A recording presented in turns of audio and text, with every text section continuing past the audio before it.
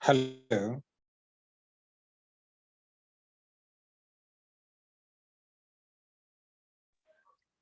Hello. Yes, hello. Yes, hello. Yes. We shall begin in 2 minutes. Sure. Okay.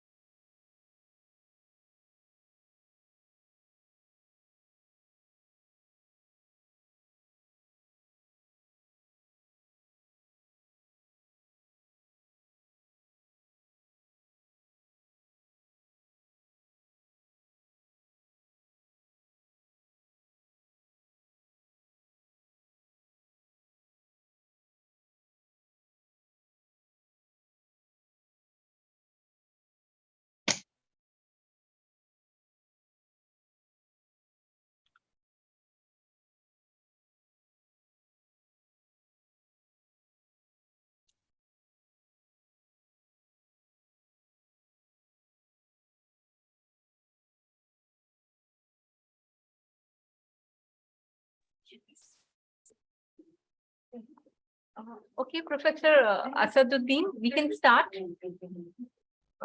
Professor Sure. Asaduddin, I request you to start the proceedings. Thank you. I'd like to see the participants. Participants are Ahmad Aqil Sarwar, Fatima Naveed, Shilalipi Sahana. Professor Asaduddin, we can start.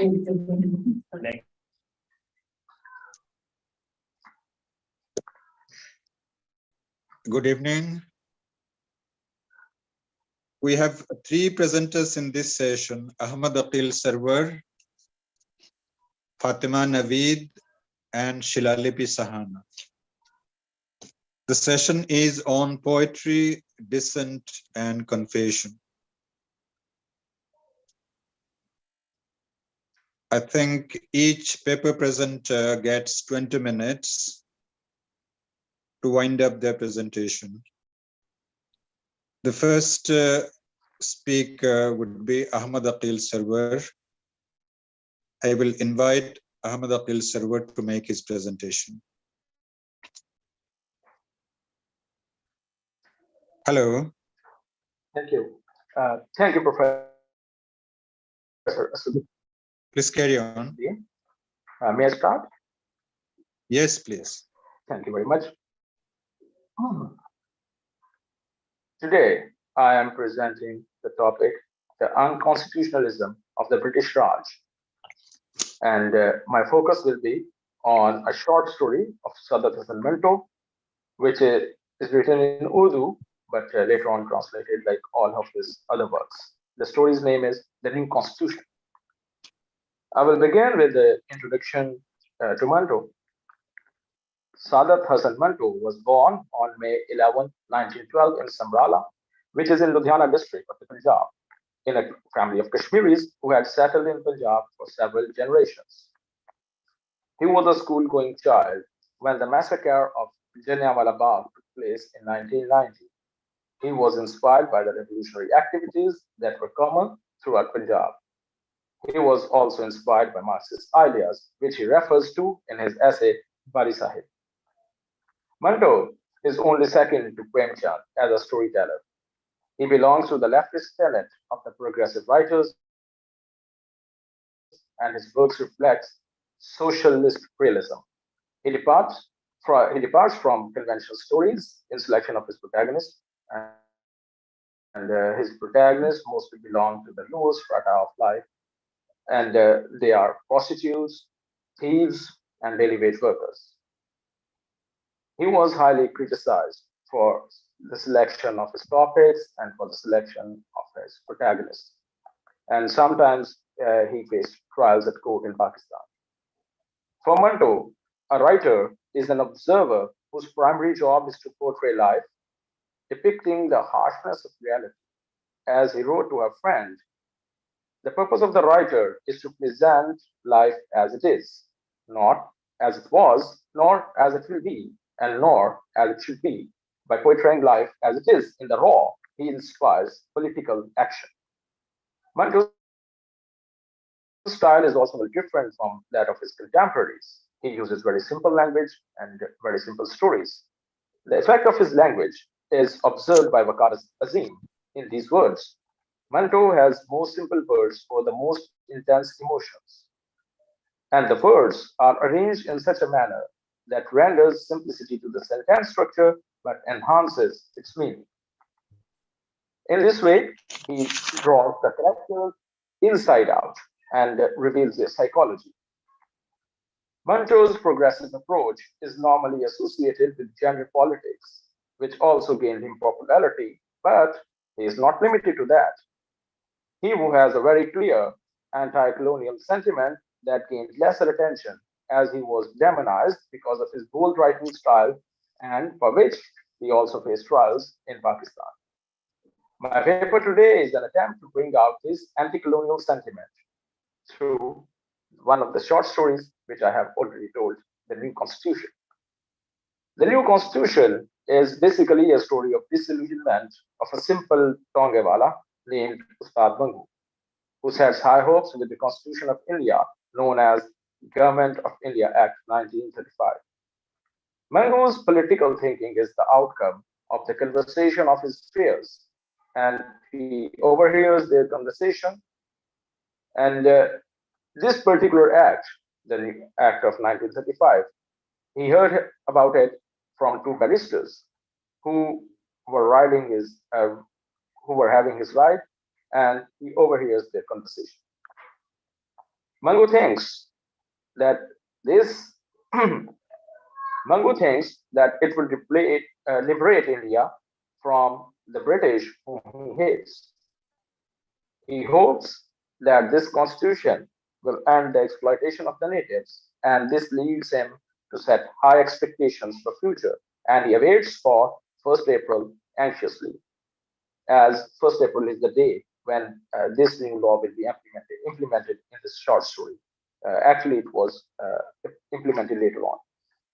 The long-awaited day finally arrives, and he starts with zeal, thinking that now he is a free man who has civil rights. While looking for fare, he comes across a soldier and asks for fare. And the soldier he was a British soldier. He starts fighting with him, and Ustad Mangu thrashes him, saying that he is now living in a new India with a new constitution. Police is called, and Mangu is arrested, and he is told to shut up about the new constitution because it is the same old constitution. Through this story, Manto represents the idea that constitutionalism was a tool in the hands of the empire, which it used to strengthen its colonial control over the natives rather than ensuring their rights. Constitutionalism can be defined as the doctrine that governs the legitimacy of government's actions, and it implies something far more important than the idea of legality that requires official conduct to be in accordance with prefixed legal rules. It is the idea that government, in other words, that it is the idea that the government should be legally limited in its powers, and its legitimacy is dependent on its observing these limitations. The laws are defined in a way that they impose certain limits on the pillars of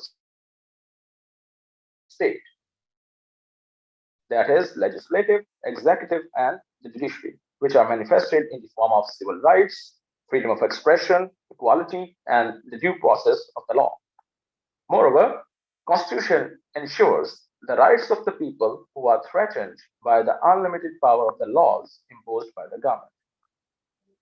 Manto observes that The idea of constitutionalism has an emotive effect and inspires the ideas like freedom, equality, justice, or democracy, which is why the natives attach their hopes when they come across this word. The empire manipulates language for the purpose of political exploitation of the natives. According to Munto, which he reveals in the story, constitution is a Janus-based concept when used by the empire. It takes advantage of the emotive properties attached with the word constitution by gaining public approval, but in reality uses it to serve its own purpose. Manto expresses this complex colonial tactic in a very simple manner through this story. The story of a Tangawala, he highlights the exploitation of the working class by the British soldiers and the discriminatory laws that protect the white man against the natives. Secondly, he points out the inability of constitutional reforms to provide relief. In the story, Ustad Mangu represents the common people of India who are exploited by the foreign rule. Before knowing about the constitution, Mangu is desperate and thinks courts these, well, you take my word, they will get. Upon hearing the word new constitution, the idea of freedom and equality trigger his emotions, and he becomes excited to share the news with his friends. He hopes that this new constitution, the high expectations of the people of India would be met. People had high expectations with this act because it was the outcome of three. When he hears about the constitution, Mangu tells his friends, Constitution is going to force these white mice once and for all back into their miserable holes. No longer would they infest the earth. Here, Mangu does not know anything about the constitution. He just attaches his hopes with the word new and the idea of constitution. It is a very word that attracts the attention of the common people of India. And they think that this thing will be new, it will be different, it will ensure their public rights, and they will live like never before. He, Mangu, the Tongawala, like other Indians, hopes that new constitution will be a step towards freedom and they will be granted civil rights. And because the political leadership of India was in order they had three roundtable conferences and the Simon's Commission Board. Manto creates a connection between the new constitution and the happiness which a poor man feels on getting something new. The importance of new constitution is not because of its contents. Instead, it is important because it is seen as a point that can change things for Mangu. He thinks that the new law will free him from exploitation because it is different from the old. The new means something pleasing for him, and that is why he compares the new constitution with the brass paraphernalia he had purchased for his Tonga. It is for the same reason he wanted to see color and zeal on the day of, however, politically speaking, was not different from the other acts that were implemented by the British Raj over the years after the fall of the Muslims in 1857. The act invested most of the powers in the office of the Governor General instead of the native representative. Although they still required an approval from the Governor General, which means the freedom granted to provinces was nominal. Moreover, the foreign affairs, finance, and matter of railway which were the most important departments at that time, were under the control of the Governor General, who could make decisions without approval of the provinces or without telling the provinces. In this way, the native political leadership was deprived of any chance to invest in the welfare of the people and decide their relations with the world. And most interestingly, there was no Bill of Rights in this act, which clearly shows the lack of will on the part of the empire to ensure civil rights of the natives. The act raised storm on the political scene. Gandhi met with the leadership of All India Muslim League and they launched a joint struggle against the act. The New York Times published the news. Mr. Gandhi is reported to be making common cause with accredited Muslim leader, and it ran under the heading Gandhi leading war on Constitution. And this paper was published in 1935, 10th February. This news item fully reflects the reaction of political leadership against the act. The British government, on the other hand, claimed that this act was an act towards dominion status. Manto criticizes and exposes the acts in the last scene of the story, where Mango picks up a fight with the British soldier when he is refused fare. He taunts new constitution while hitting his opponent, which reflects his psychological condition and the emotions attached with the word constitution. The story reaches its climax when Mango is arrested and taken to the police station. This scene is very telling for its criticism on the act. Interestingly, the act put the finance department under the Governor General, and like India, Mangu is deprived of his fare. Moreover, he is arrested because there is no Bill of Rights to ensure the protection of his civil rights, and the British soldier is given protection by the law.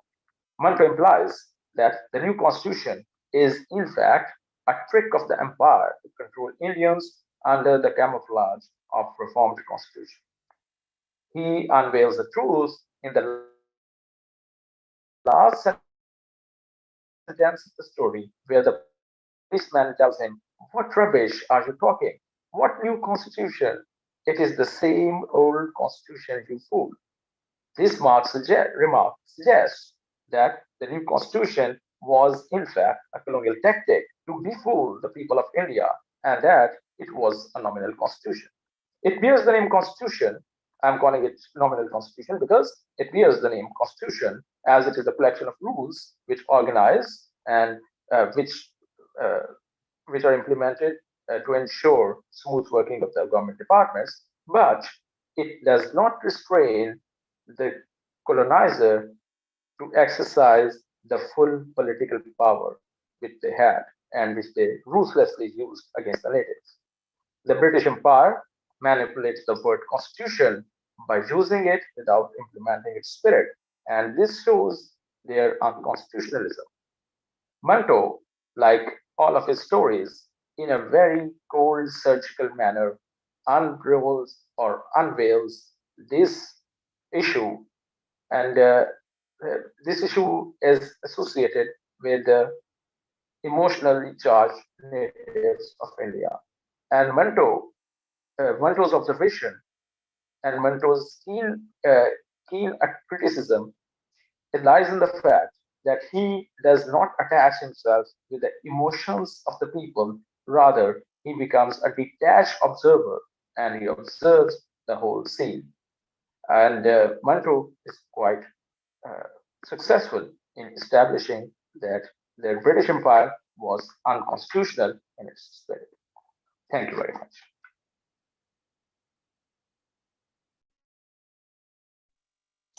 Thank you, Aqil. Hang on there because we will have questions and answer sessions at the end. The next paper presenter is Fatima Naveed. Sorry. Hello. Can I share my screen? Sure, go ahead. Can everyone see that? Yeah. Okay, great. So my presentation is titled Changing Narratives of Dissent, Angarey and the Le Havre Trials. And what I really want to do is interrogate kind of the definition of progressivism. Fatima, we are doing it online. So could you say one or two sentences to introduce yourself and the location from where you are presenting?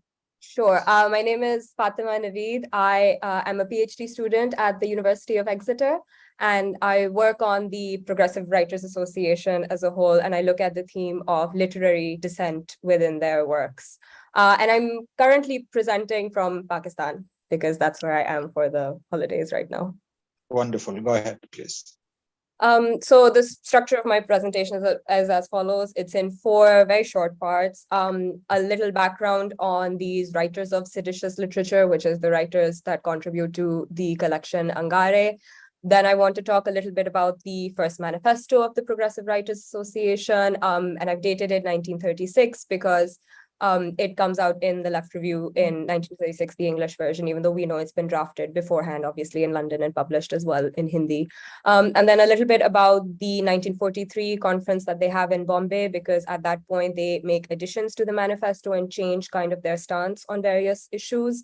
After that, mentions of the Hyderabad conference, which really links to the Le Havre trials that are happening around that time, and their reaction to these charges of obscenity against Ismat Chughtai and Saadat Hasan Manto, and then a quick summary on these various radical changes that take place within the kind of narrative of progressive writers. So just to start with the first part, in 1932, the sensibilities of colonial India were shaken by the publication of Angarey, a collection of short stories by Sajjad Zahir, Ahmad Ali, Rashid Jahan, and Mahmud Zafar. Labeled as filthy, piety-destroying, and a bold and shameless display of every kind of foul language, it was especially condemned in the elite Muslim circles of northern India. In response to the ban under Section 295A of the Indian Penal Code in 1933, Mahmud Zafar wrote an article in defense of the publication, which I have quoted here, that highlighted the misconceptions around the writer's decision to write about the problems in the Muslim community. And he says specifically that they chose the particular field of Islam, not because they bear any special malice, but because they felt themselves better qualified to speak on that, which really links to the progressive writers' aim of writing real stories and focusing on the genre of realism as they go on.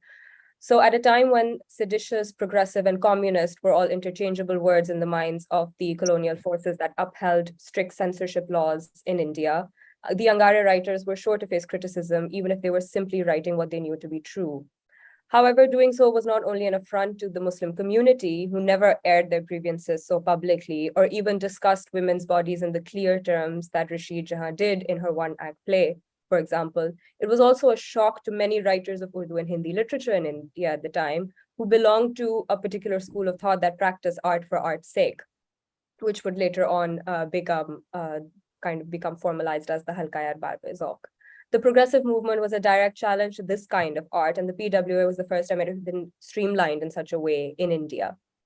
However, while many criticized Angarey, there were also a number of people who stood in support of it and the right of the writers to write what they pleased, especially if it was a reflection of real life. So here I'm quoting the rebuttal that Ismat Chughtai tells the story of in her memoirs, which is translated by a very familiar name, as you can see here. So she writes, barely 18 years old, and she writes that as a student at Sheikh Abdullah's School for Women in Aligarh, she had grown up seeing Rashid Jahan, who was Sheikh Abdullah's daughter, as a mentor, and she wrote a scathing article following the reaction to Angarey, with particular reference to a particular Maulana who had referred to the girls' school she attended as a brothel. So her article prompts the boys of the neighboring Aligarh Muslim University to act, and they, of course, retaliate on behalf of the school, of the girls at the school. And she tells the story in the quote that I've mentioned here. So although Chughtai does not become associated directly with the PWA until the late 40s when she starts attending meetings, because she went to the school that Jahan's father had established, and because she had heard her so-called incendiary speeches often, as Jahan was a member of the PWA and the Communist Party of India, the ideals of progressivism had taken root in her mind from an early age. And this serves as an example of the influence that Angarey and its writers both prior to and post-publication of that controversial collection had, because it was with this publication that the first steps towards the PWA, the official association, were obviously taken. So moving on to part 2, where we do a quick review of the first manifesto of the association. So the idea of a formal association that would encompass and lead the progressive literary movement within India was first suggested, obviously, in the aftermath of the backlash against Angarey in Mahmood Zafar's article, where he calls to action writers interested in progressive themes, such as those presented in the collection. The article established their stance. Not only did these writers believe they had not done anything wrong in publishing the collection, but they also intended to continue in the spirit of realism and progressive writing, specifically highlighting the problems in communities that they themselves belong to.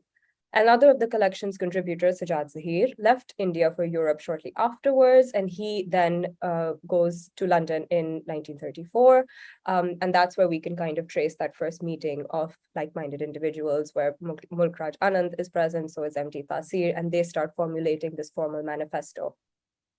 So regarding the manifesto, it begins with the assertion that radical changes are taking place within Indian society. And here I'm quoting the manifesto that Rakshanda Jalil has reproduced in her book, which I've put there. In doing so, the manifesto sets out in detail all the features of the Indian way of life that it, and thus the progressive literary movement, reject. From the very start, therefore, there is an assertion being made by the PWA that the old ways of portraying the Indian way of life in literature through fixed ideas and old beliefs is no longer feasible. Now, in accordance with the radical changes that their society is facing, it becomes the duty of progressive writers to portray those changes and reject the literature that would seek to minimize the spirit of progress in the country. So alongside critiquing those aspects of Indian society and literature, the first manifesto also details what the association should be striving towards. And here I've quoted that bit from the manifesto here, and it talks about the new literature of India specifically that they want to create. So the manifesto lays out a working definition for progressive literature within India, and by extension, the idea of progressivism itself. So according to the PWA in 1936, after the publication of this manifesto, progressive literature not only exposes and expresses the basic problems at any given time, such as what the Angarey collection had done in prior years, but it also makes clear that progressivism for the PWA was not simply about highlighting the problems that Indian society was facing, but also about enacting change. According to the PWA, progressive literature must come equipped with a call to action, a fact that they believed was missing from traditional forms of literature that were prevalent in the Indian subcontinent at the time of the drafting of the first manifesto. Hence, this criticism of fixed ideas and old beliefs. Thus, progressive writers, led by the PWA, must be the ones to take up the mantle for writing this new literature of change. Another important resolution that has to do with the fight to defend the writing of progressive literature. So resolution 5 and 6 in the manifesto point towards the need to protect those writings that can be categorized as progressive, as well as the right to free expression of thought and opinion of these writers. And of course, they're now reacting to the backlash against Angarey. So the manifesto establishes as early as 1936 that the creation of progressive literature, as set out by the PWA, was to be seen as a form of literary activism, with the association serving as a protector, defending not just those writers who may suffer backlash as a result of their works, but also those who required assistance to publish in the first place. Moreover, the use of words such as fight and protect are really significant, because those ideologies that embodied progressive writing at the time, such as communism, anti-imperialism, critiques of religion, and so-called sedition, were all considered particularly unpopular under the British colonial government in India. It was specifically against persecution by this government that the PWA intended to protect its writers in ways that they had not been able to do so upon the banning of Angarey. It is also important to remember at this time that reactionary forces were not confined to the government. In fact, the majority of the backlash against Angarey had been led by conservative Muslim clerics in the United Provinces. This resolution, therefore, shows that the PWA was aware of these forces within the subcontinent that may attempt to resist the movement for progressive literature, and by extension, the association itself. However, it is clear throughout the manifesto that despite the numerous hurdles that they identify and resolve to confront, the need for the association is too great for them to give up on its creation. So they've realized the importance of setting up the association based on the backlash that Angarey faced. And then we see, of course, with these resolutions that they come up with in 1936, how as we go on further in the decades of the association's activity, those opinions start changing slightly more and more. And we see this many years later at the Bombay conference. And here I'm quoting Sajjad Zahir, which his book Roshnai, which is translated here by Amina Asfar. So in Zahir's book, we see that the new manifesto that was then adopted in 1943 at the Bombay conference had two distinct purposes. The first was to alleviate the concerns of British propaganda and communist co-option, particularly by those individuals who were sympathetic to the progressive cause and felt let down by the PWA's lack of clarification regarding their stance on World War II. And what's interesting here is the PWA's need to suddenly become much more widespread, appealing to various other sections of society, not just the specific definition of progressivism that they had set out in their first manifesto. They also wanted to involve writers from various regional branches to strengthen their position as the torchbearer of progressive ideals. Throughout all this, however, the emphasis was on appeasing everyone who could be called a progressive writer and not just the members of the PWA. And this document that I've quoted here that Zahir mentions is that manifesto. And he says it needed to reflect the feelings and ideas of patriotic writers with different political views and not just those belonging to a single school of thought. This was a turning point in their ideological apparatus where the greater emphasis was now on unity of all writers who were even considered tangentially progressive rather than staunch communist, socialists, and anti-imperialists as it had been in the past. So since the PWA was anxious not to be accused of communist domination, as it had been in previous years, Khwaja Ahmad Abbas was chosen to draft the new manifesto and was made joint secretary of the PWA with Sajjad Zahir. So Abbas was a strong critic of both British imperialism, but also the CPI to an extent. Therefore, he was an ideal choice to showcase that not only were the members of the PWA aware of these criticisms that others had levied against them, but also their stance on the war effort was not rooted in any particular political allegiance. Their only aim, rather, was gaining independence from British colonialism. So we see Abbas's influence on the new manifesto when we compare it with the first version, which we looked at in the previous section. So in 1936, the PWA's aim is to undermine and destabilize the imperialist forces in India at any cost.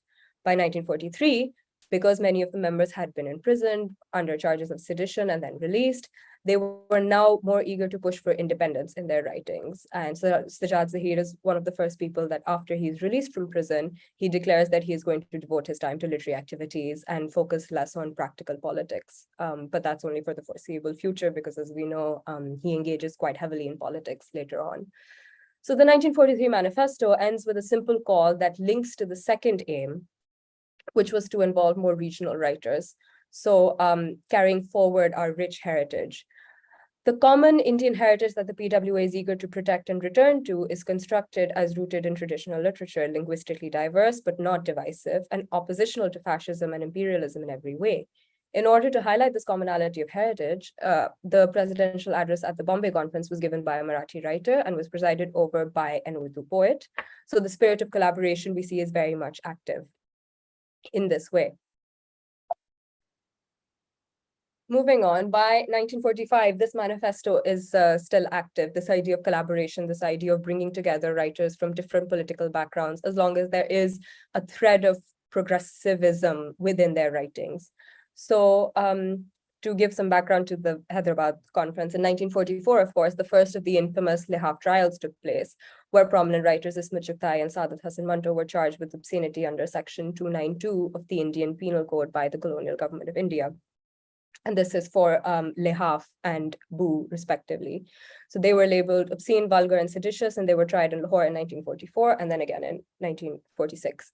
And both writers, though writing for progressive magazines, and they were attendees at various conferences, were not as were not considered as central members of the movement at this time. And here, again, I'm quoting Sajjad Zahir, because he writes in his memoirs that Chugtai was definitely a progressive, but she was someone who used to stay aloof from the movement. But Chugtai herself harbored no ill will towards the PWA, and she says that she was quite satisfied with their attitude following the publication of Lehaf and the trial that took place. And she says that the progressives didn't berate me, nor did they commend me, and I found their attitude very reassuring.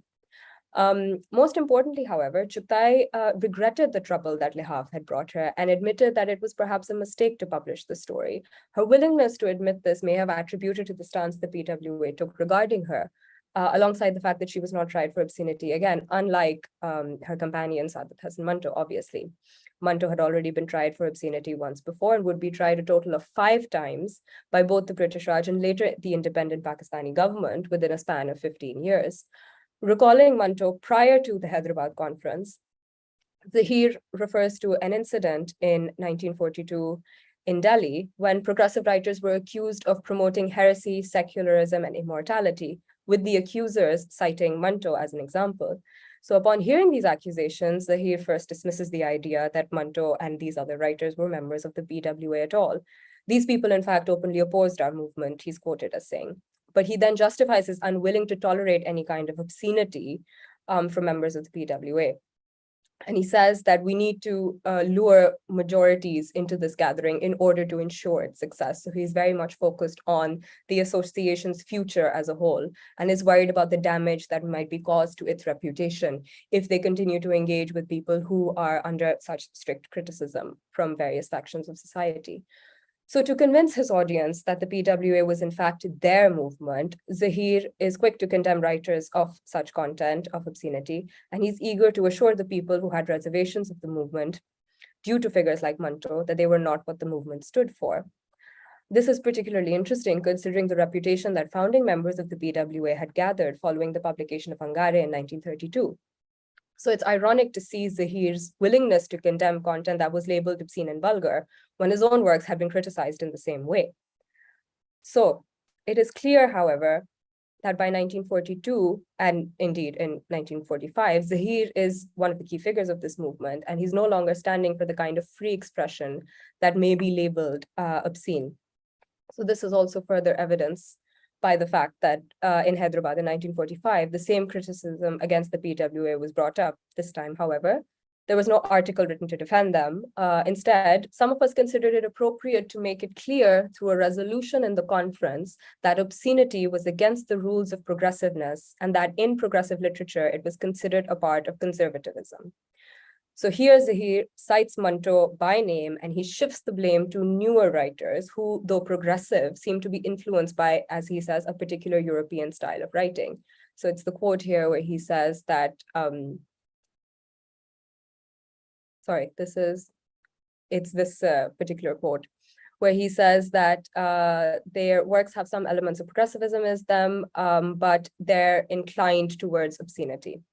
But this understanding of what is and is not obscene can be attributed to the changing times of India's literary landscape. The Hyderabad conference was over 10 years after the publication of Angarey, and the criticism of that publication had mostly been directed against Dr. Rashid Jahan, the sole woman contributor. In addition, Zahir had left for England shortly after the publication, and he had first become involved in progressive activities, not first, but become involved in those kind of formative progressive activities away from India. And so he had missed some of the backlash experienced by the rest of the writers who had remained. And in the 1943 manifesto, we had seen that the PWA, which is now promoting itself as a cultural organization, not merely a literary organization, was willing to take a less hardline approach to what was and was not acceptable as progressive in order to achieve a wider goal.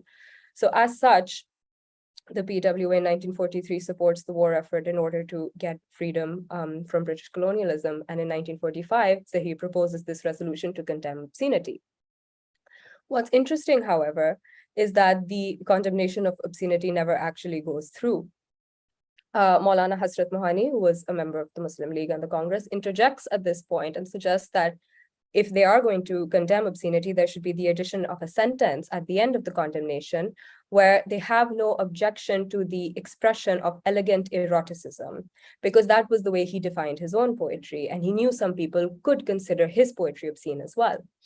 And his argument, Zahir has quoted in his memoirs, where he says it is very difficult to define obscenity because every individual understands it differently.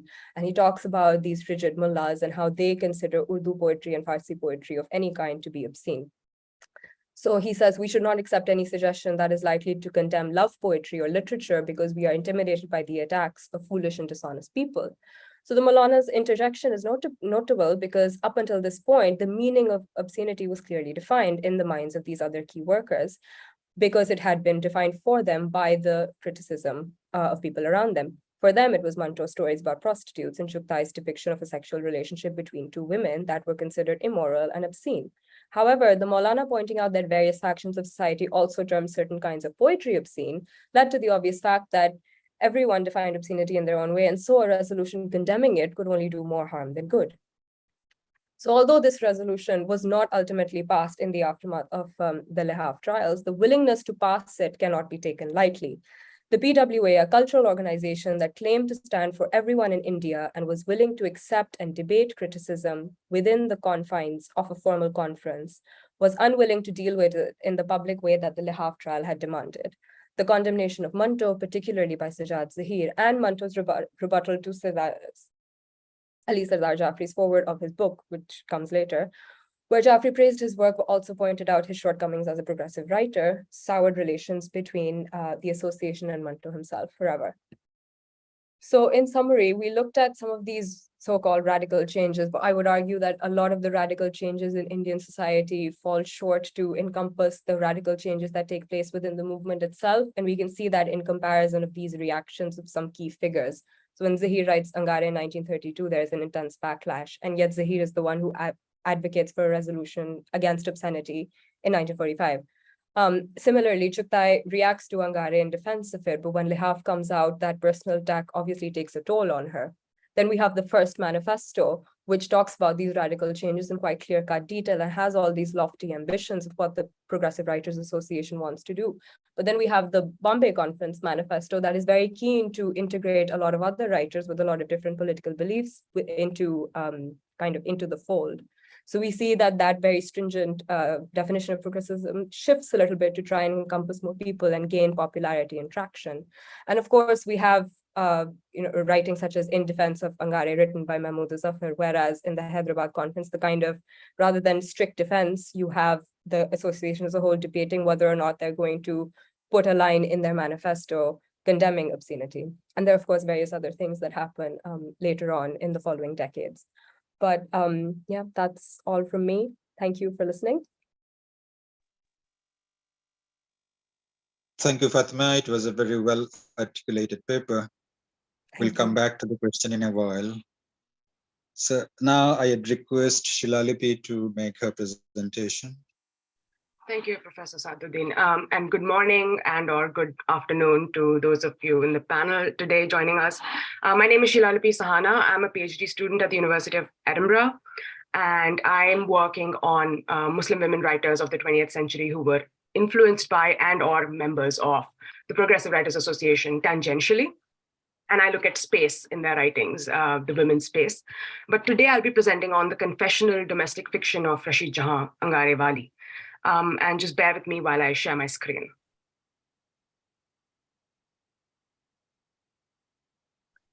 Hopefully you can all see that. Right. So I'll begin with a brief, thank you, with a brief biography of Rashid Jahan, which I'm mostly drawing from Rakshanda Jalil's book, A Rebel on a Cause. Rashid Jahan was born in Aligarh in 1905 to Sheikh Abdullah and Begum Wahid Jahan, two influential social reformers of the 19th century. Sheikh Abdullah founded one of the earliest schools for girls, the Muslim Girls' School and Hostel, which would later become the Women's College, where Jahan acquired her early education before going on to pursue a science education at Isabella Thoburn College in Lucknow. Her parents' radical views on Muslim women's education allowed Jahan to pursue a career in medicine. She graduated from Lady Hardinge Medical College in Delhi and practiced professionally in Lucknow. She expressed that, and I quote, we, meaning she and her siblings, slept on the mattress of women's education and covered ourselves with the quilt of women's education from our earliest consciousness. Her interest in literature was cultivated early on. Her father would read her stories from Shakespeare, while her mother introduced her to women's journals, such as Ismat, Tehzeeb-e-Niswan, and Khatoon, which was founded by her father. In college, she read the British Romantics, Russian and French realists, and began publishing short stories. Jahan represented a new ilk of women in the country who were professional, intellectual, and socially conscious. While practicing medicine in Lucknow, she met fellow writers Sajjad Zahir, Ahmad Ali, and Mahmoud Zafar, and published Angarey. Her literary oeuvre consists of 25 to 30 short stories and around 15 to 20 plays, most of which she wrote for the radio. Unfortunately, the bulk of her writing is lost, with her existing stories collected in 2 books, one having been published during her lifetime and the other posthumously, namely Aurat aur Digar Drame wa Afsane and Wo aur Dusre Afsane wa Drame. Inflected by her experience as a lady doctor, the central theme of most of her stories is the plight of women in the country. Influenced by her fellow comrades, she wrote on class and caste difference, gender-based violence, sexual illness, and the role of activism in society. I'll be looking at both the contributions made to Angarey. I'll begin with the short story A Trip to Delhi, Ya Delhi Ke Sair. Rashid Jahan contributed 2, as I mentioned. One was the one-act play, Parde Ke Piche, and the other a short story titled Delhi Ki Sair. The word sair in the original Urdu title of A Trip to Delhi refers to a specific form of travel, leisure travel, which in Urdu is called sair-o-tafri. As Rakshanda Jalil points out, sair-o-tafri is indicative of a touristy, fun-filled journey. Yet Jahan's story is about an abortive tour, a journey that ended before any sights could even be seen. In the story, Malika Begum recounts to the women in her neighborhood or mohalla her expedition from Faridabad to Delhi with her husband. Even though Jahan writes Malika's story for publication, the protagonist's storytelling is oral, limited to her Zanana courtyard, and limited to the neighbors. This indicates the private and unofficial archives of Muslim women's narratives that lead to their exclusion from historical record keeping, where they are assumed to have not traveled. Another reason that accounts for their lack of leisure travel is Malika's failed quest, where she does not have anything to report as she does not do any sightseeing. After stepping out of the train onto the Delhi railway station, her husband abandons her and goes off with his friend, the station master. She narrates to the congregation of women, and I quote, "And I, wrapped in the burqa, was left sitting atop the luggage." What promised to be a tour of Delhi ends with Malika Begum not leaving the confines of the station. As she waits for her husband, she's filled with anxiety and fear as she's stared at by wanton men milling around and bothered by hawkers selling street food. After over 2 hours, her husband returns, ignorant of her discomfort. When he unfeelingly asks if she wants to eat food as he's already dined with his friend, she says, and I quote, "For God's sake, take me home. I've had enough of this outing, enough. I know now that I should refuse even a visit to heaven with you. Oh, what a great trip you brought me on." Stop quote. They board the next train back to Faridabad, and the husband retorts, "It is entirely your wish if you don't want to enjoy a trip to Delhi." The husband's disregard for his wife's wish to see Delhi, for which he fails to acknowledge responsibility, reveals that even in situations where women wanted to step outside of the house and explore the world outside, the external landscape was hostile towards them. The men on the railway station make her feel unsafe, and her husband leaves her to fend for herself in an unfamiliar environment, making her regret her decision to step outside in the first place. She articulates the spatial politics of her dilemma to her listeners as, on the one hand, this burqa troubled me, and on the other, the wanton men milling around. The railway station is the in-between space where she inhabits neither the private women's sphere, as she's wearing a burqa and is outside, implying that she's not at home, nor the public sphere, because she's not standing with the men, but standing apart from the men who are alerted by her presence. The men are unused to seeing a burqa-clad woman outside the zanana and approach her, and I quote, "Let me sneak a quick look, just a tiny peep at your face." Malika Begum did not go outside to show her face to these ruffians, as she puts it. She ventured out of her home to travel by train and to sightsee in Delhi. She decides to limit her quest for modernization, as we would call it, rejecting one and accepting the other. However, the story makes clear that stepping outside may not always be in the woman's best interest. When women are treated as objects of reform in the nationalist modernizing agenda, and not people whose subjectivities and desires must necessarily shape their emergence into new spaces, then Muslim women's resistance sometimes looks like Malika Begum's refusal to partake in the rest of the tour. By deciding to cut the trip short, she conveys to her husband her discomfort of being outside on compromised terms, and to the reader, her rejection of modernity as enforced on her. She is stuck between wanting to lift her veil to chew a pan and not lifting it for fear of showing her face to the men around her. She opts to return home as the burqa does not provide the comfort of traveling through public spaces for Malika Begum. In the story, Malika Begum is not embarrassed to inform the other women that she did not partake in Sehro Tafrih. She narrates the story with anger, disdain, and pride. Anger at her husband's disregard for her wish to sightsee, disdain for the men harassing her at the station, and pride at the fact that she made her husband know her frustration. The story she tells may not qualify as a quintessential tale of exploring a new city in what we would read about in travel writing narratives, but it is a woman's testimony of experiencing the male gaze at the railway station. This story is also worthy of narration to the other women in Malika's viewpoint, as their takeaway is rooted in a shared cultural experience of estrangement and violence. Now looking at the one-act play, also a part of Angarey, Parde ke Piche, or Behind the Veil, is a searing look at the married lives of women. Set entirely in a women's private bedroom, adjacent to the inner courtyard, a conversation unfolds between Mohammadi Begum and her sister, Aftab Begum, who is visiting her in the afternoon. The conversation is a lament about wives' perils that stay hidden from public discourse, but plague the women's minds and bodies. Mohammadi Begum begins by discussing her poor health, which is a result of constant pregnancy and childbirth every year. At the behest of the family doctor's insistence that Begum get an internal checkup done by a lady doctor, Mohammadi Begum confides in the lady doctor, and that I quote, "I, Miss Sahib, you are fortunate. You earn money for yourself. You spend it the way you wish to and sleep in peace. As far as I am concerned, who cares if I go to hell or heaven? All that they care about is their pleasure and enjoyment.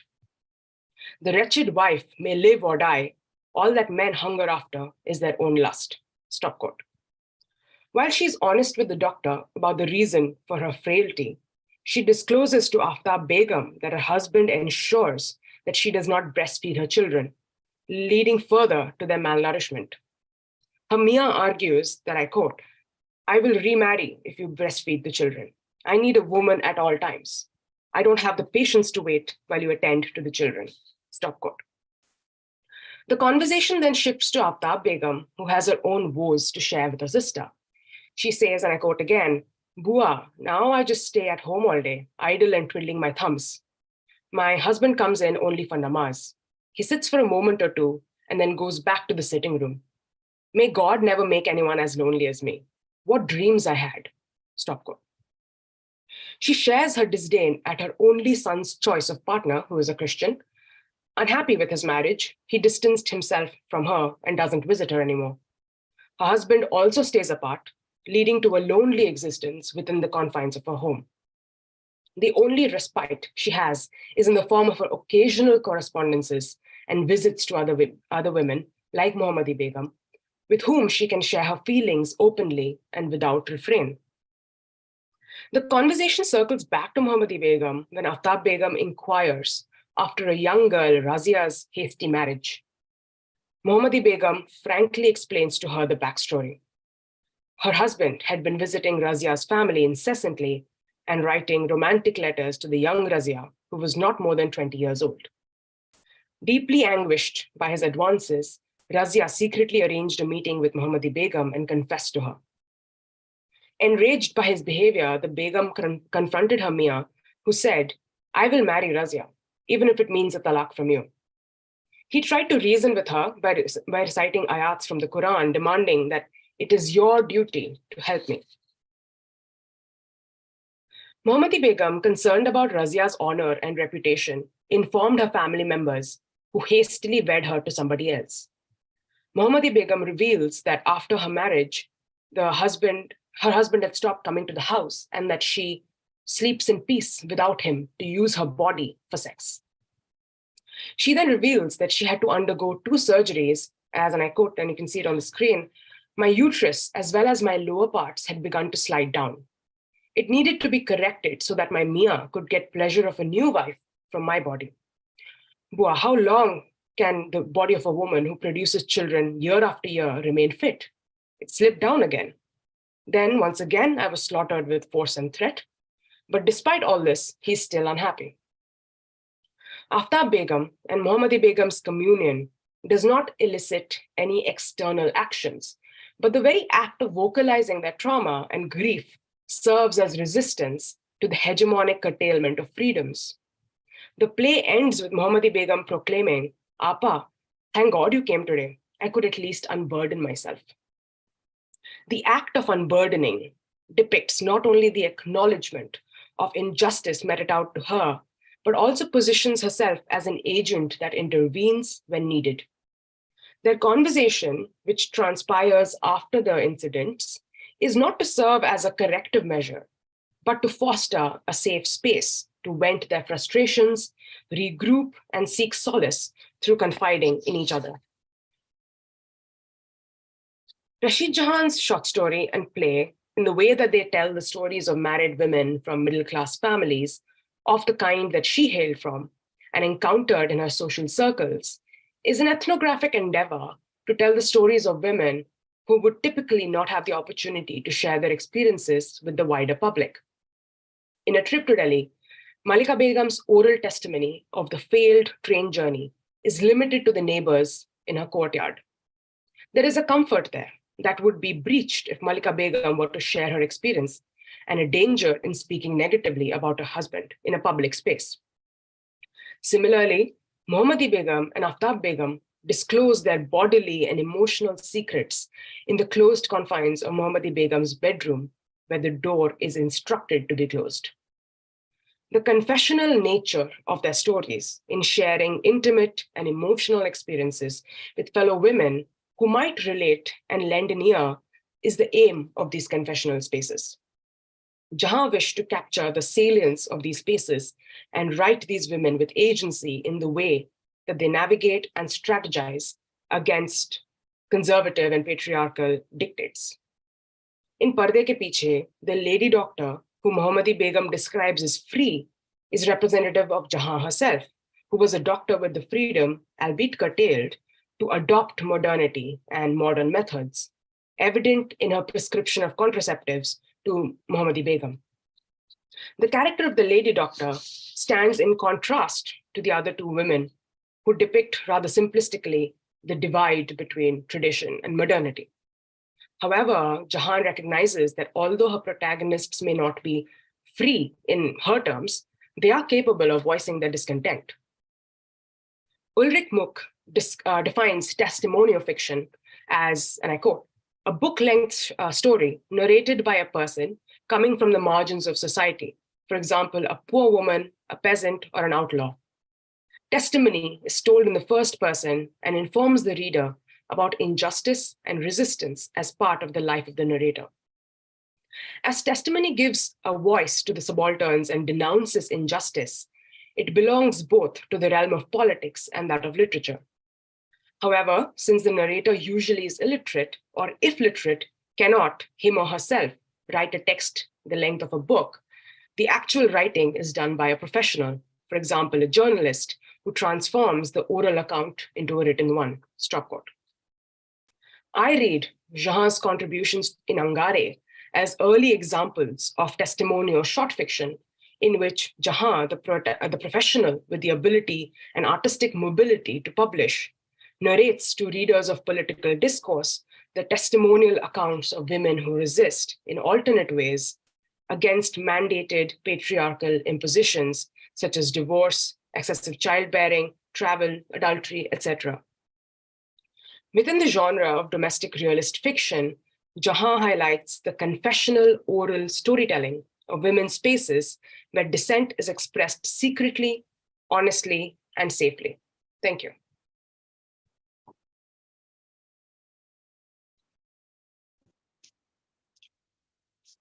Thank you, Shahana, for a well-read paper. Thank you. And now all these three papers are open to questions and comments.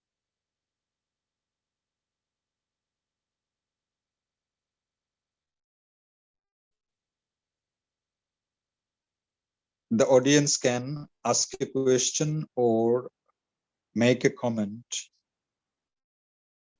Similarly, the participants themselves, they can ask questions to one another.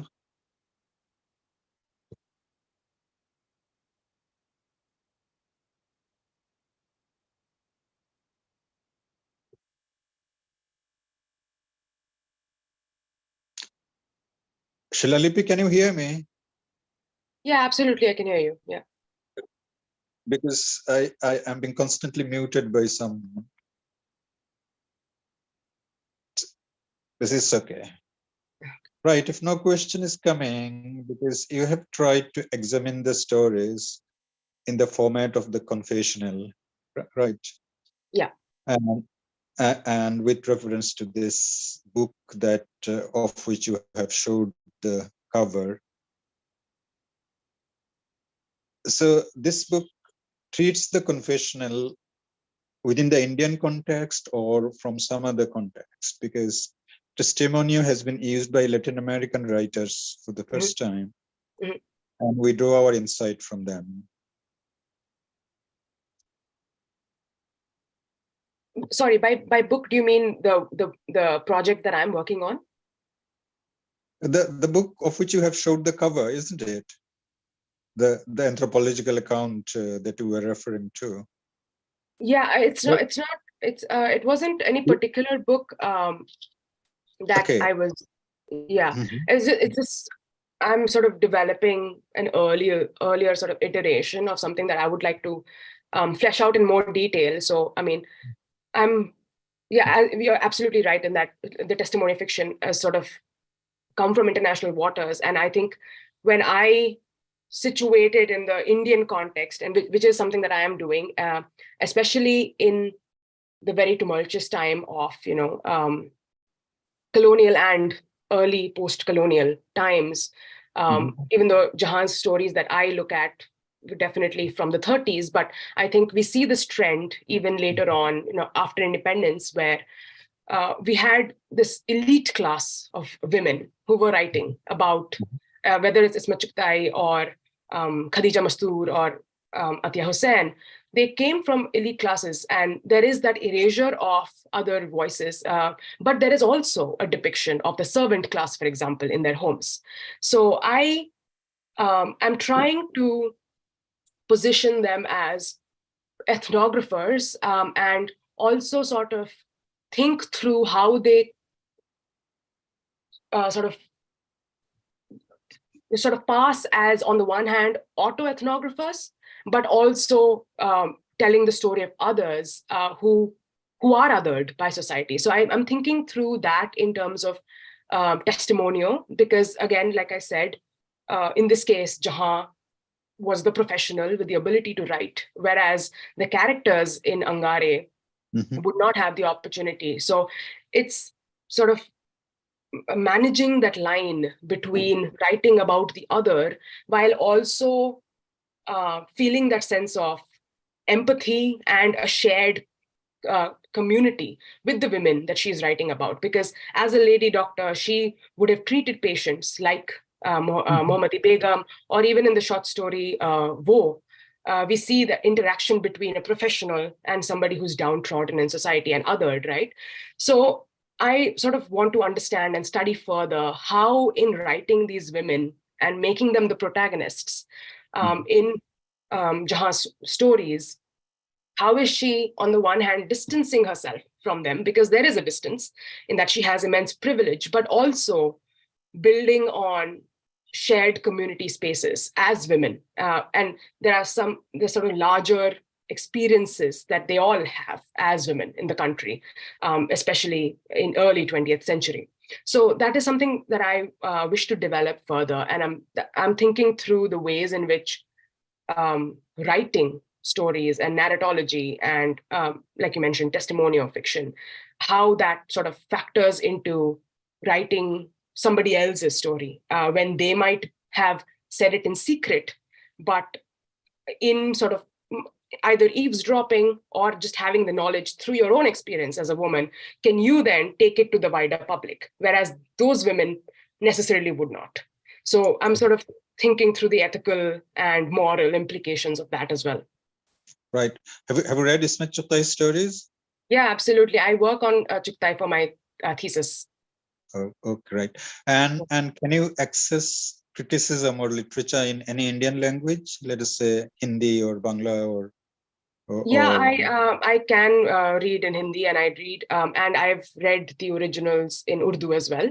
That's something that I had to pick up as a language I had to learn. But I refer, because I'm working on a PhD in English literature, I look at the translations, but I definitely also refer to the originals because of the sort of certain politics of translation as well. So that is something that I'm aware of. So I read the originals and refer to the translations where I can. Right. I think Piyush wants to ask a question. Piyush, you can ask your own question. Are you there?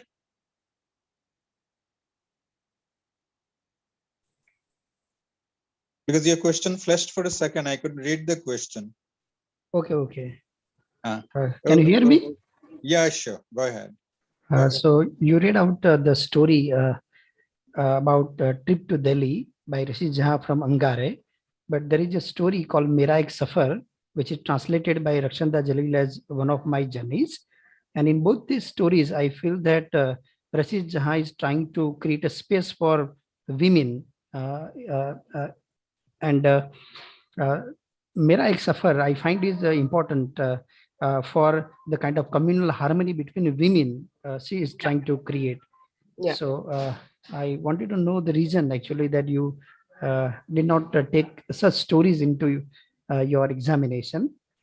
For the simple reason that it's a 20-minute presentation and I couldn't really cover the gamut, but I definitely look at Mera Ek Safar in my PhD chapter. And like you said, it's an apt sort of point to take in that Delhi Ki Sair and Mera Ek Safar are both, train journeys, and I have an entire chapter on the journey by train where I do investigate that story as well. But just because of the lack of time, I wanted to stick to the contributions in Angarey. But to your point, and just reading through your comment again, as you said, yes, the space of the train is very interesting because in that story, Jahan really highlights the sort of identity markers that women possess, and they become apparent when you buy a ticket on the train, or if you're unable to buy a ticket on the train. Class and caste and following parda regulations, who you sit opposite, who you share the train, the bench with, the bogie with, and that becomes really apparent. And it's a very, very important story in what you said about a shared space, but also I think that's where Jahan makes it very clear how sort of disharmonious even the woman's space can be. It's not.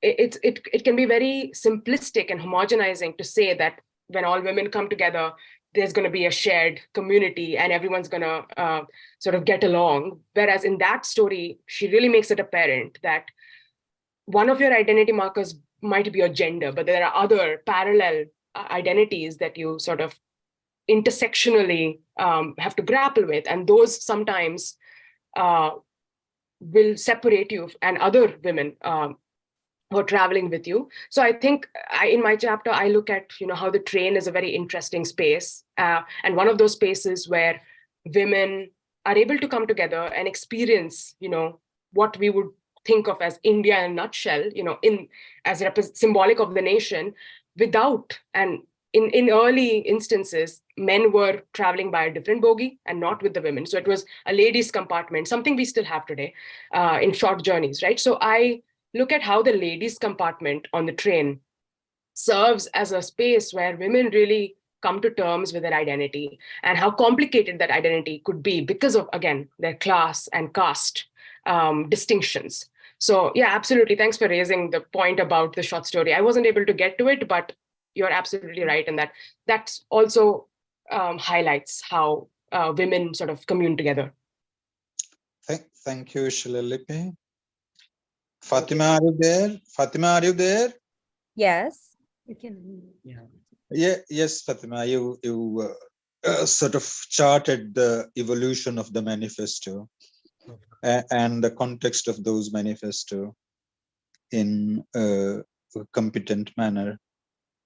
I want to ask you about the source because you have used my translation or showed my translation of Ismat Chughtai's autobiography, Kare Jahan Daraz Hai. Are you aware of a Pakistani translation as well into English of that book?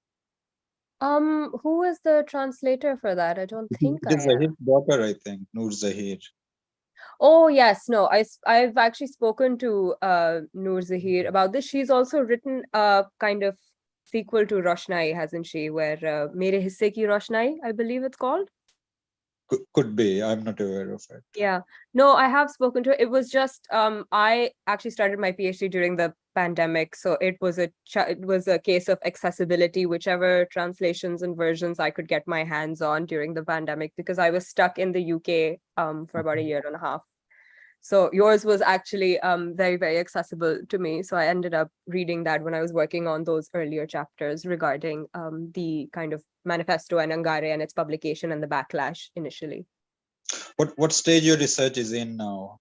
I am mostly done with the thesis. I am in my kind of final year continuation, editing it, finishing it up.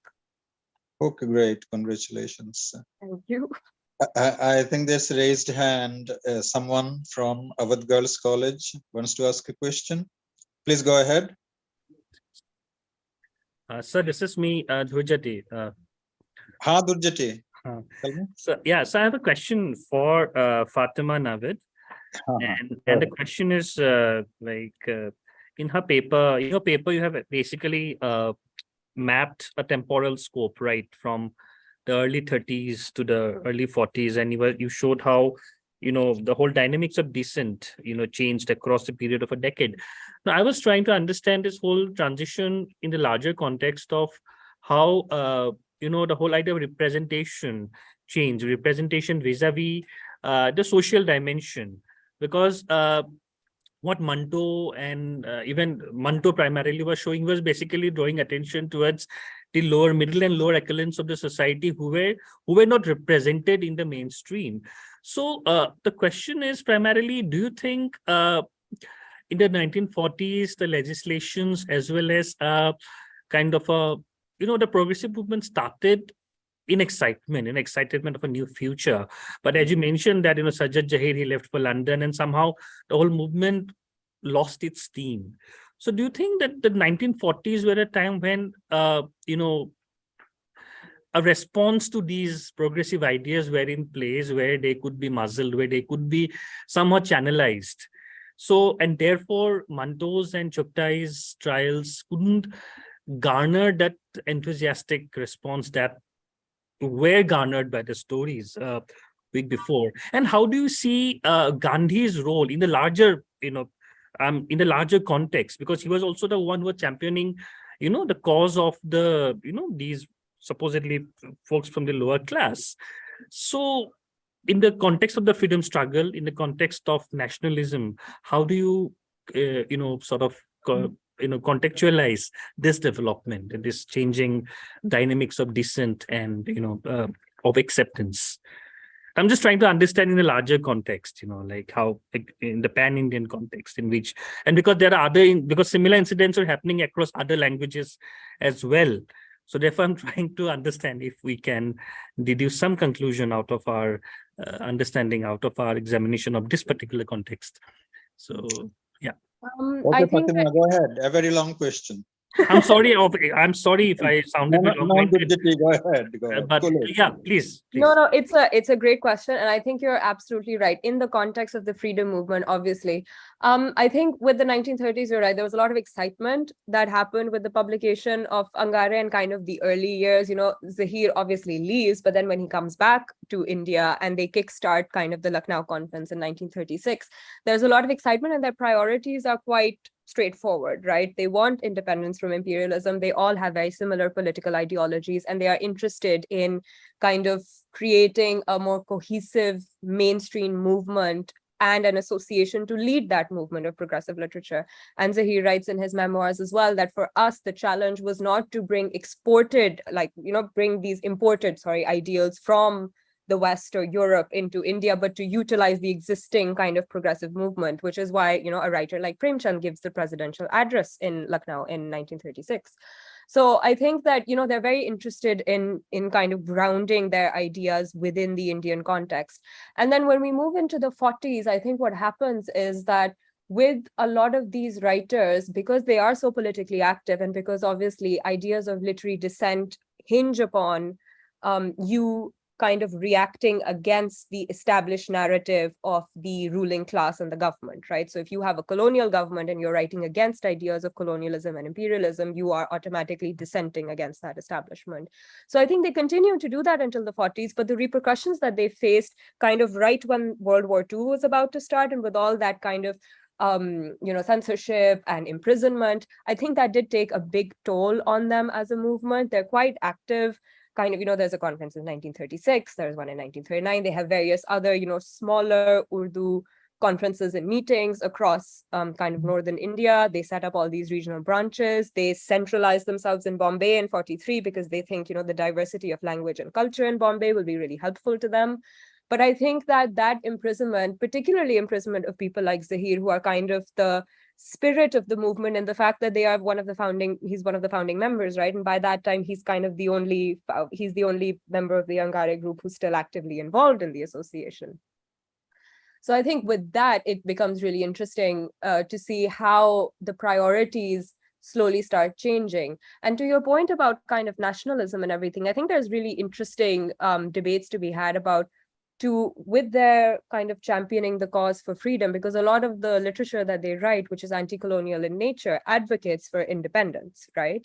And whether or not their opinions on partition specifically and how they change, depending on writer to writer is a whole other conversation, a very interesting one. But I think with freedom, they're very clear on the fact that freedom writing is progressive.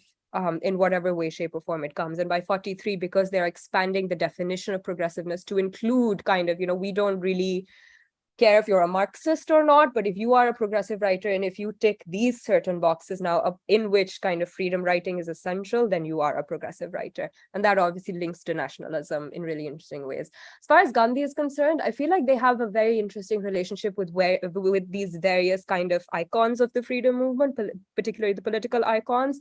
They have a very tumultuous relationship with Nehru as well, with Jinnah as well. You have a lot of criticism coming in of him. And then you have a lot of members of the Muslim League who are kind of also members of the PWA. With Gandhi as well, you have a lot of people writing stories that are kind of parodying Gandhi in various ways, but you also have a lot of progressive writers that are staunch Gandhians. So I think by 43, because they are encapsulating these various other ideologies, or trying to at least, it becomes much more diversified in terms of political opinions. And that perhaps spearheads a little bit of the decline that we see happening in the association's popularity, particularly post-partition. In Pakistan, obviously, the various repressive state policies that come into play, particularly censorship, and this is not obviously just confined to Manto. Military dictatorship after military dictatorship actively contributes to that. And there's the establishment of the Writers' Guild by the government of President Ayub Khan, which then kind of champions writers that stick to the government's line of thought rather than, any form of dissent, which is not tolerated. Whereas in India, the association in the formal way still exists and still functions, but their popularity and their kind of reach slowly diminishes. And that obviously has a lot to do with kind of the way that Pakistan, takes hold of Urdu and kind of sets it up as its national language. And the fact that, India has a wide diversity of languages that it is keen to champion in various ways. And then you have kind of the big Afro-Asian conference that happens, at which point, there are people walking out based on the fact that, these old guard members of the Progressive Writers Association are running the conference in a way that younger writers don't like. So you have a kind of full circle moment that happens then in the late 60s, early 70s, with younger writers coming up and saying, actually, we don't agree with your politics anymore. We don't agree with your kind of train of thought anymore because we find it outdated. Ironically, the same argument that happens in the 30s with these original old guard members when they're younger saying that we don't agree with art for art's sake anymore. So I think that I hope I've vaguely answered your question, but I think that kind of full circle moment, particularly with their political ideologies and loyalties, comes into play again and again across decade by decade by decade. Right. That went on after independence as well. That carried on. Right. Yeah. Thank you. Thank you. Thank you so much. Asad sir, I think Fatima ji wants to ask a question. Yeah, sure. Fatima, please go ahead. Yeah. Yeah, so hi Aqil, hi Fatma, and hi Sheila Lipi. Hi all of you. I have questions for all three of you, one for each of you. So I'll ask in the order of presentation and then you can take them up one by one. So Aqil, my first one is for you. You spoke about Manto and his unconstitutionalism, his references to unconstitutionalism in the British dispensation. Don't you think Manto is anti-establishment in many more stories? If he's not, extremely anti-establishment, he actually refers to some kind of anti-establishment practices or, attitudes in his stories. How would you place him? My question is, how would you place him in today's world, these kind of attitudes? That's one thing. Then for Sheila, for Fatima, you talked about Roshnai and your larger study also, and so I am asking you this question. Don't you think that Sajjad Zahir is a little exclusionist in his attitude with regard to the other progressives, particularly the four they started out of? I'm talking particularly in the light of the fact that Ahmad Ali issued a diatribe against him, and that he had been advised by Ralph Fox and company not to be, extremely narrow in his views on radicalism, etc. What would you think about that and his stake in Roshnai? And for Sheila Lipi, my question is regarding the confessional mode. We usually look upon confession as a kind of, relieving oneself, particularly when it is with women. They confess in order to, purge themselves in some way or, something like that. But here we see confession as anger. And we see confession as something which is, not necessarily accepting blame, but rather trying to blame. What would you think of that? Thank you.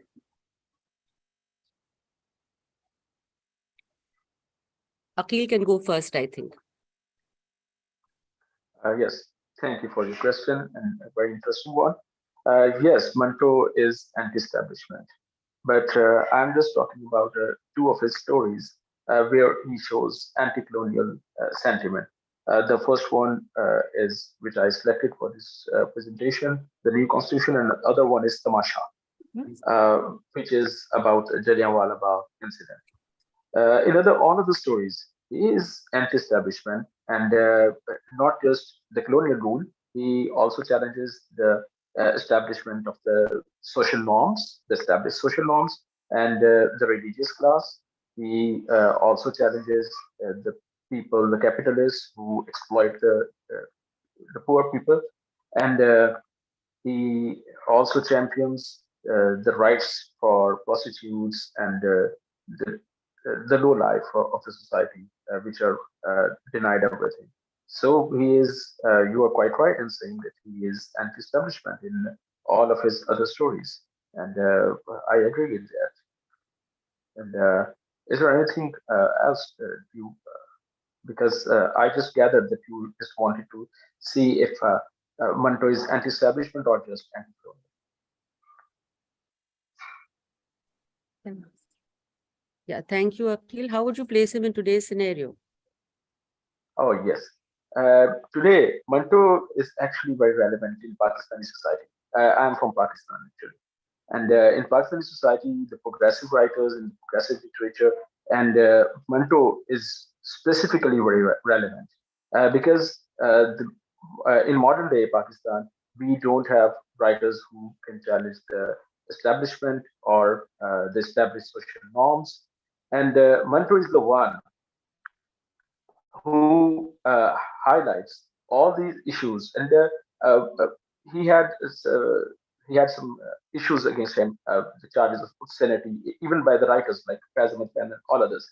But I don't consider him as obscene as they think him to be, because he just portrays the reality of the society, and if the reality is bad, or the reality is obscene, then how can you expect a writer to overlook that and present a very idealistic approach that Pakistan is a country where everyone is getting his rights, everyone is a good practicing Muslim, and we have a Medina culture, or all these things.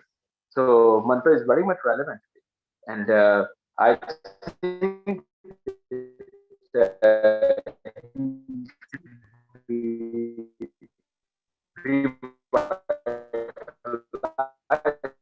and that we don't have many literature and specifically courses on Manto and all the progressive writers. So yes, you are right, and very relevant. Manto is very relevant today, and his anti-establishment stance is also very, very.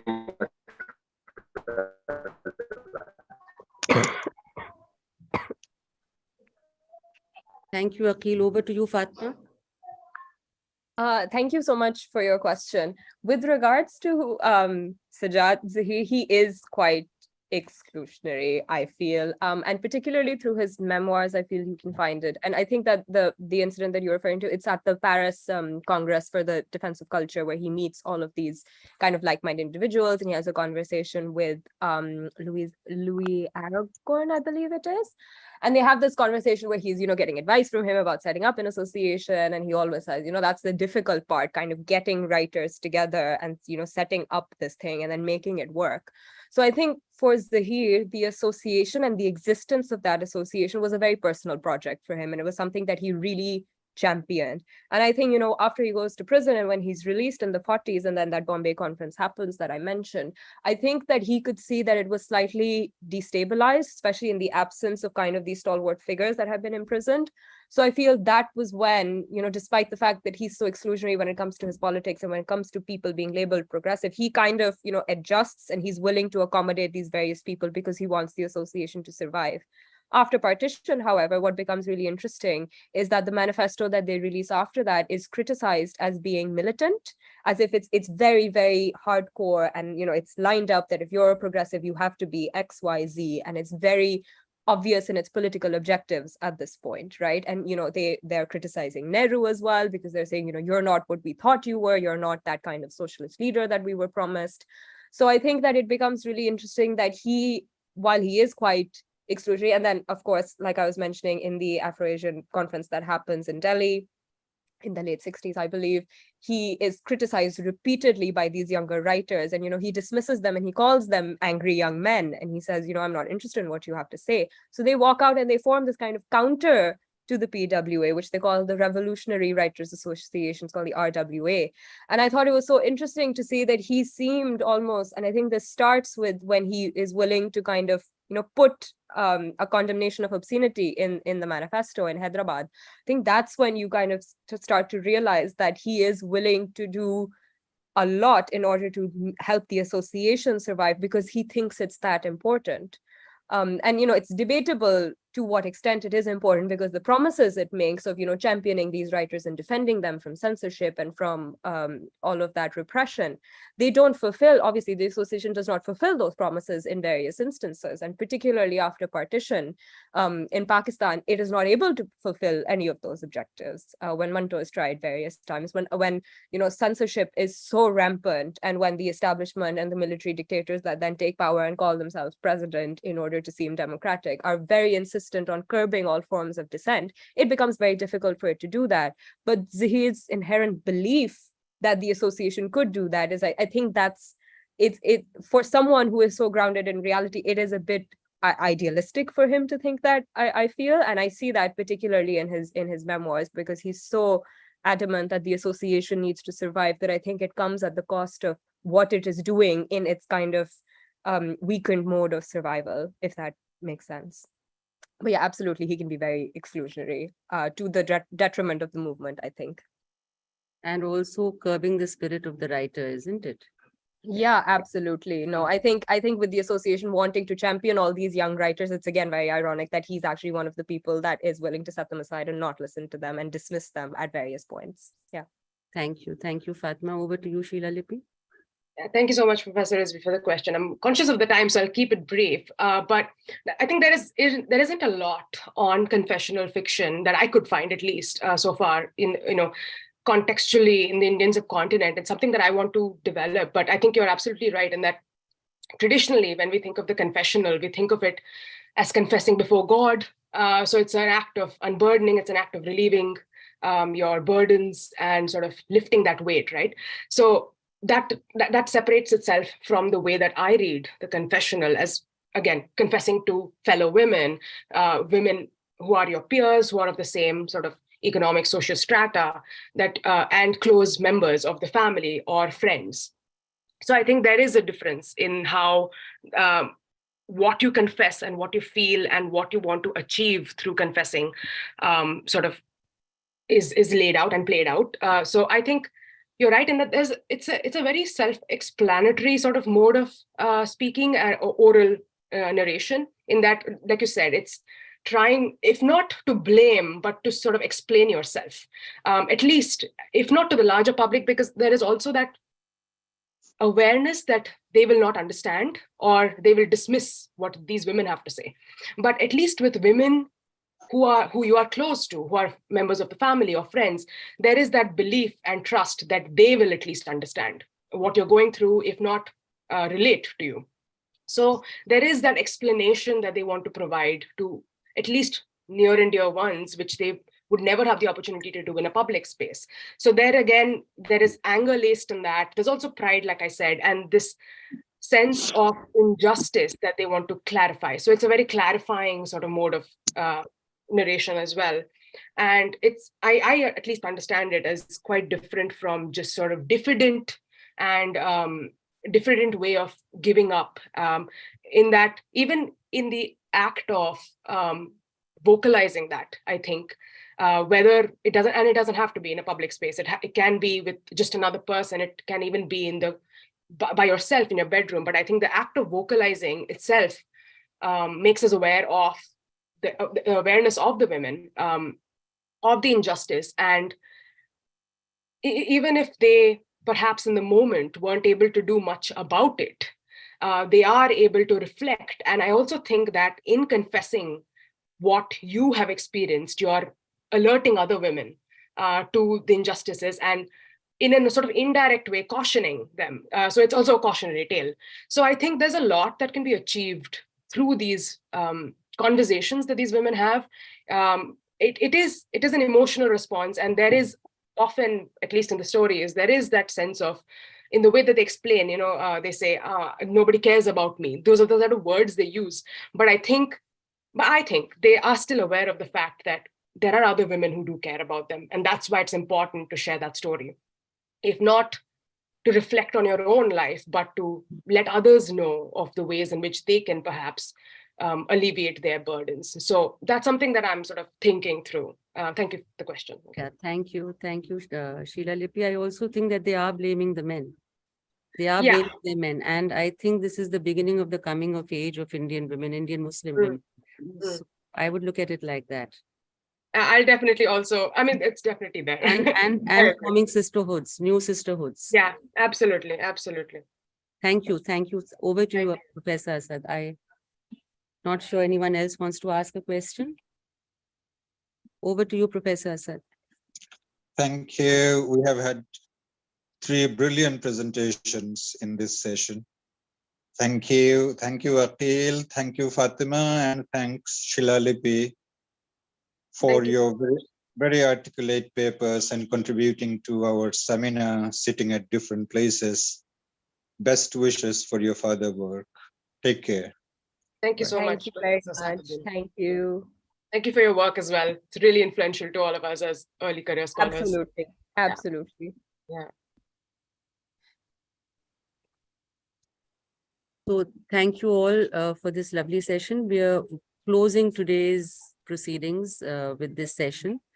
You can join us again tomorrow. I'm not sure we have a link for the cultural Yes. evening. No. So we have a link for the cultural evening.